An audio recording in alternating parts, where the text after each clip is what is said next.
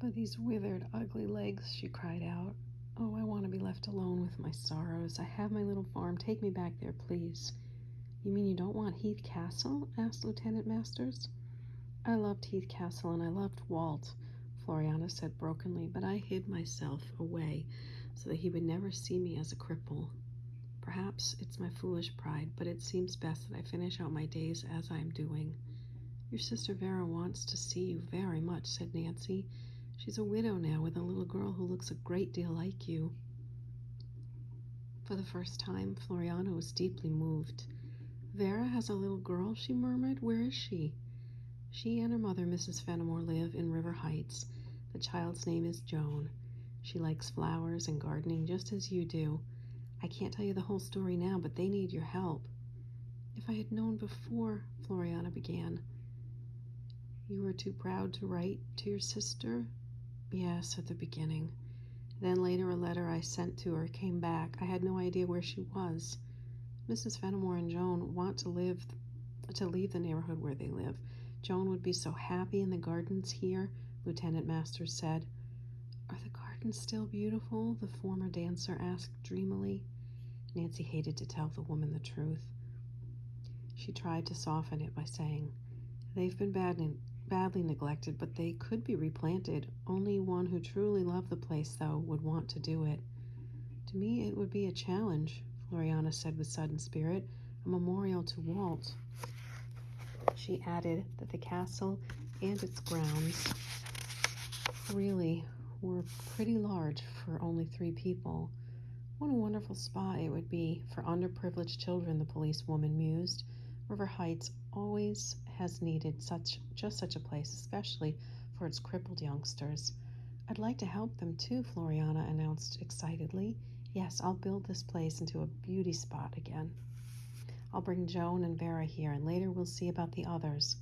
Good, approved Nancy. We'll take you right to your sister, and then I'll go to settle my score with Mr. Hector Keep. The trio had reached the foot of the stairway. Before the crippled woman could be helped up the steps, there came a disturbing sound from overhead. The next instant, the trap door dropped into place. As the bolt clicked, a voice reached their ears. That'll hold you. Try to get out now. The footsteps died away. Then all was quiet in the dungeon. Chapter 24, Keep's Final Triumph. Nancy darted up the stairway to test the trapdoor. As she had feared, it was locked. We're prisoners, she exclaimed. Hector Keep or one of his men must have heard us. Lieutenant Masters was even more worried than Nancy, but she said calmly, I feel there's no cause for alarm. Anyone trying to leave the grounds will be captured by police guards, and when we fail to show up, help will come. But will the trapdoor be noticed by anyone? Nancy asked dubiously. Then hopefully she added, perhaps I can find another exit. While Lieutenant Masters remained with Floriana, she searched the various cells. No exit could be found. The only openings were the high grilled windows. Nancy carried her discouraging report to the young officer. Miss Masters, have you a police whistle? She asked, struck by a sudden idea. The woman nodded. Yes, and a gun, too. Then maybe we can get out of here. By standing on my shoulders, you should be able to reach one of the windows and signal for help. Leaving Floriana sitting on the steps, Nancy and the policewoman stepped into the nearest cell.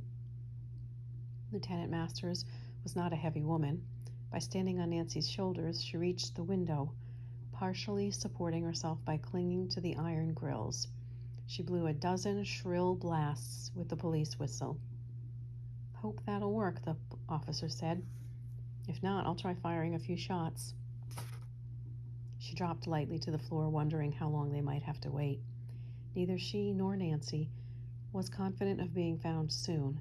In fact, they were very worried about the little lady whom they had rescued and who again had become a prisoner, together with themselves. How long could she stand the added strain? Nancy sat down on the steps beside her to wait. Floriana was far from talkative, but the girl gradually drew her out. One of the first questions Nancy asked her was whether Walter Heath had given her a large pearl. No, but he was going to. It was being made into a ring when I went away. Nancy next inquired if her fiancé had had a special name for her. Yes, he called me his little Cinderella, Floriana said, smiling at the recollection. Once Walt asked me to step into a block of newly made cement with one of my dancing slippers. He said he was going to set it in the garden wall opposite the poet's nook. I suppose it was a lover's foolish idea. That wasn't foolish, Nancy replied. It was one of the most sensible things Walter Heath ever did. That footprint clue in the crumbling wall will prove your claim to the Heath fortune against an impostor. Suddenly, Nancy felt the woman beside her slump forward. In an instant, the girl had caught her and placed her on the floor. Floriana has fainted, she called to the lieutenant, who had walked down the corridor. Please bring your flashlight. Nancy was fearful the attack might be something worse than a faint, for the former dancer's pulse was very weak. When the light was flashed on her face, they saw it was chalk white. The poor woman, Nancy murmured. She has been through so much. The policewoman berated herself for having left her first aid kit in the car. She and Nancy worked over the still form, but Floriana did not revive. We must get out of here, said Nancy. I'll fire some shots, the lieutenant decided. Will you stand by the window again, Nancy? Once more the officer climbed to the girl's shoulders. At this moment, Floriana groaned. Wait, cried Nancy. If she's coming to, the shots will frighten her. The officer agreed and was glad Nancy had stopped her. As the victim on the floor regained consciousness, they could hear sounds of creaking boards at a distance. Listen, commanded the policewoman.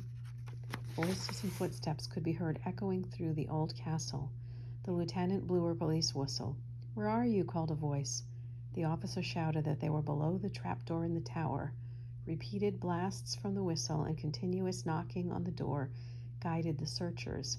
In another 5 minutes, the 3 prisoners were released. Who is this? Asked one of the policewomen, looking at the crippled Floriana. The woman herself replied to his question. When Nancy suggested she ought not to expend her strength talking, the woman insisted she felt much better. Who locked you in here? The policeman demanded angrily. I'm not sure, Nancy answered. Probably Mr. Hector Keep. He must have escaped.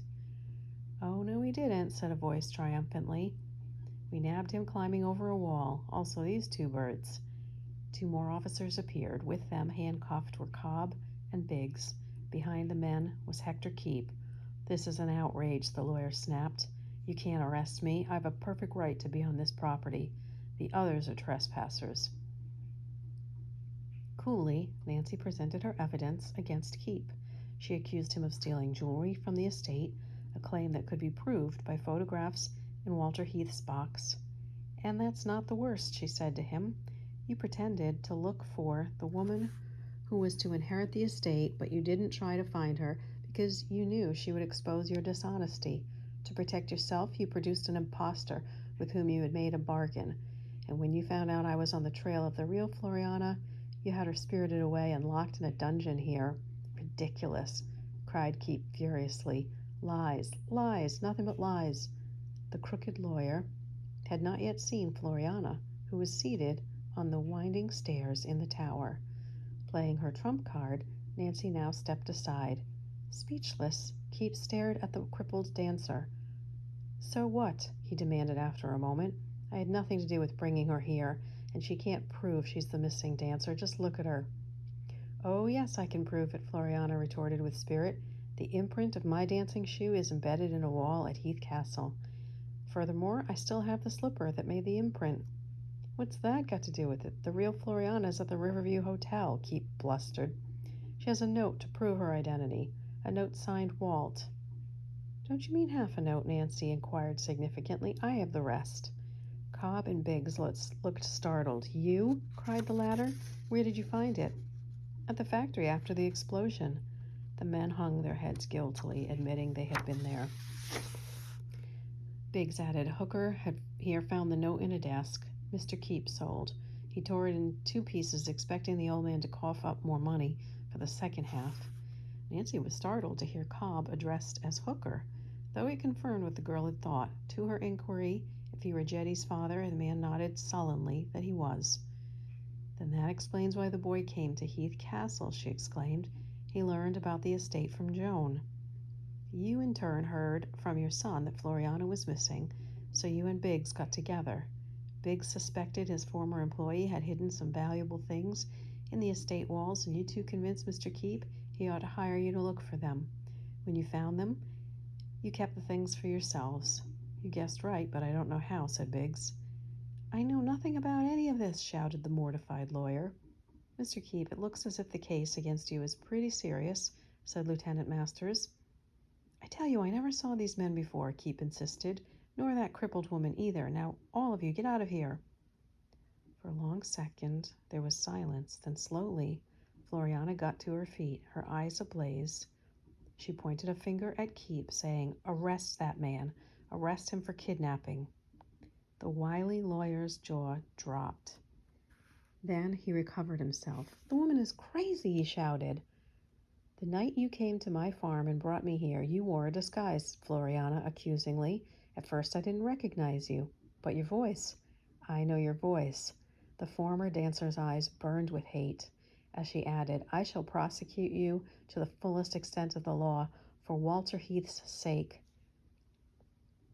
Hector Keep knew he was beaten. There was too much evidence against him. But he would not give up the fight yet. Fairly hissing as he spoke, he looked straight at Nancy Drew and cried out, If you had minded your own business, there wouldn't have been all this trouble, but you needn't feel set up over it. You think there are treasures and money, Floriana. For Floriana, you're wrong. There's nothing in the estate, not one penny.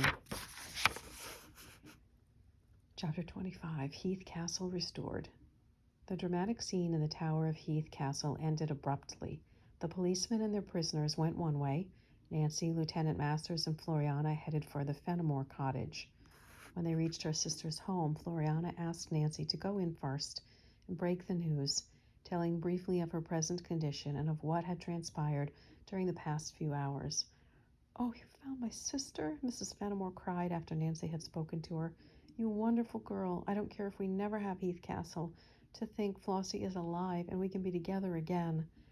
Gently, Nancy warned her about Floriana's lameness. The news was a shock, but Mrs. Fenimore took it bravely and hurried outside to greet her sister and help her into the house. Over and over, the joyful women expressed their gratitude to the Drew girl. Nancy said she was glad to have accomplished what she had, but she could not be satisfied with leaving the case at this point. For days afterward, the girl was tormented by all the distressing angles of the affair. In the meantime, Floriana had requested that all legal matters be attended to by Mr. Drew. The lawyer lost no time in having Keep and the other men prosecuted, but his report to Nancy after an investigation was discouraging. Cobb and Biggs have admitted having found several bottles of valuable dye hidden in the cloister walls, as you suspected, but they sold them and kept the money. Since then, they've spent it. Nancy had been hopeful that Keep's dire prediction regarding the estate money would not be borne out, but such was not the case.